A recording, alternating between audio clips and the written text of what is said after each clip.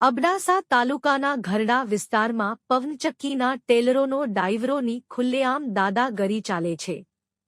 પાછળ આવતા વાહનો નાના કે મોટા 5 કિલોમીટર સુધી એ લોકો સાઈટ આપતા નથી. ઇમરજન્સી ક્યાં જવું હોય દવા લેવા તો કેવી રીતે એ માનવ પહોંચી શકે દર્દીની દવા લેવા? ઇમરજન્સી કેસ જ્યારે ભુજ તરફ જઈ રહ્યું હતું ત્યારે દવા લેવા ત્યારે પવનચક્કીના મોટા ટેલર સાઈટ ના આપતા. દવા લેવા જતા જુસબભાઈની પોઝિશન ખરાબ થઈ જતા તેમના સાથીદારે રસ્તામાં ઉતારીને ટ્રીટમેન્ટ કરી. આ ટેલરવાળાને કાંઈ કહીએ તો મારવા માટે તૈયાર થઈ જાય છે અને કહે છે કે તમારાથી થાય તે કરી લો. આ પવનચક્કીવાળાઓને કાયદેસરની કાર્યવાહી થાય એવી લોકોની માંગ છે અને આવા મોટા વાહનો રાતે નીકળે એવી લોકોની પણ માંગ છે. સ્ટોરી રમેશભાઈ ભાનુશાલી, નલિયા, અબડાસા, કચ્છ.